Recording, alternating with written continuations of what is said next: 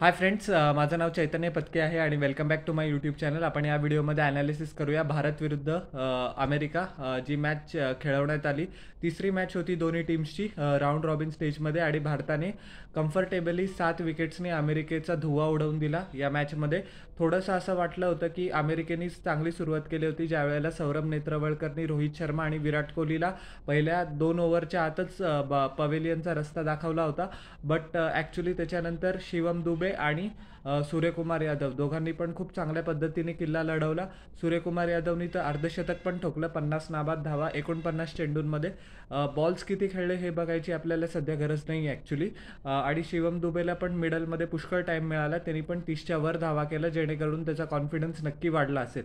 कारण तुम्हाला माहीत असेल की शिवम दुबेच्या जागेबद्दल पुष्कळ मर्मर्स आहे की त्याला का घेता येतो, बॉलिंगसोबत कॉन्ट्रीब्यूट करत नाही आहे, बॅटिंगसोबत कॉन्ट्रीब्यूट करत नाही आहे, तर मग त्याची जागा ॲक्च्युली बनते काय. सो ही इनिंग्स त्याच्या कॉन्फिडन्सला खूप महत्त्वाचा असेल आणि पुढे ज्या सुपर 8मध्ये आपल्या मॅचेस होणार आहेत त्याच्यासाठी खूप खूप महत्त्वाची ही आउटिंग होती मिडलमध्ये. त्याच्यासाठी टॉस भारताने जिंकला आणि ते आपण फिल्डिंगचाच निर्णय घेतला. आपण अमेरिकेला 111वर 8-20 ओव्हरमध्ये थांबवू शकलो, कारण अर्शदीप सिंग, ज्याला player of the match deservedly so award मिळालं, त्यांनी फक्त 4 ओव्हरमध्ये 9 धावा दिल्या आणि 4 बळी घेतले. खूप वर्ल्ड क्लास फिगर्स होते. पहिल्याच बॉलला त्यांनी शेहान जहांगीरला इनस्विंगर टाकला आणि तिथूनच अमेरिकेची विल्हेवाटेला सुरुवात होऊन गेलेली होती.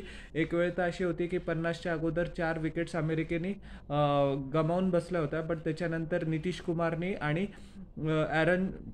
नितीश कुमार आणि स्टीवन टेलर यांनी एक थोडीशी चांगली पार्टनरशिप केली आणि अमेरिकेला 100च्या वर त्यांचा स्कोर जाता. एक वेळ तर असं वाटत होतं, ज्यावेळेला नितीश कुमार खेळत होता त्यावेळेला अमेरिका कमीत कमी 125 ते 130 धावा करू शकेल. बट शेवटी इंडियन बॉलर्सनी डेथ ओव्हर्समध्ये टेरिफिक कमबॅक केला. जसप्रीत बुमराला विकेट मिळाली नाही, पण त्यांनी कंटेनिंग रोल चांगला ठेवला. मोहम्मद सिराजला पण विकेट नाही घेता आली, पण त्यांनी रन्स एकदम कमी दिले. अक्षर पटेलनी स्टीवन टेलरची विकेट घेतली, जो व्हाईस कॅप्टन आहे USA टीमच्या, षटकार लगावल्यानंतर. सो त्याच्यासाठी स्वीट रिव्हेंज होता तो. अर्शदीप सिंगनी डेथ ओव्हर्समध्ये पण खूप चांगली बॉलिंग केली. पॉवर प्लेयर तर मी तुम्हाला सांगितलंच, खूप एक्सेप्शनल तो होताच. शिवम दुबेनी 1 ओव्हर टाकली, त्याच्यामध्ये त्याला 11 धावा मोजाव्या लागल्या. तो काही जास्त करिश्मा करू नाही शकला. नितीश कुमार ॲक्च्युली दिल्लीचा आहे. रणजी ट्रॉफीमध्ये त्यांनी दिल्लीसाठी डेब्यू करताना 100 पण केली होती. बट रिषभ पंतचा जो सॉनेट क्लब आहे दिल्लीसाठी, जो खूप फेमस आहे, त्याच्यामध्ये तो रिषभ पंतचा सिनियर होता. बट काही कारणावस्तव त्याला इथे ऑपॉर्च्युनिटीज मिळाल्या नाही, त्यांनी तिथे मायग्रेट केलं आणि चांगला बॅट्समन आहे, त्याची चांगली कॉम्पॅक्ट इनिंग्स दिसली. जरी 27 धावा केल्या, he was the highest scorer for team USA. त्याच्यानंतर स्टीवन टेलरनी 24 धावा केल्या. असं करूनच अमेरिका 111पर्यंत पोहोचू शकलं. विराट कोहलीचा खराब फॉर्म परत चालूच आहे, तिसरं कन्सिक्युटिव्ह फेलियर आहे. Outside the off stump Saurabh नेत्रवळकरच्या बॉलला तो कव्हर ड्राईव्ह मारायला गेला, आउटसाईड एज लागला आणि गौस, जो त्यांचा विकेट कीपर आहे, त्यांच्यासाठी सोफा झेल तो देऊन बसला. रोहित शर्माला पण काही जास्त अटॅकिंग शॉट्स खेळता आले नाही, तो पण एक सिम्पल झेल नेत्रवळकरच्या बॉलिंगवर देऊन बसला.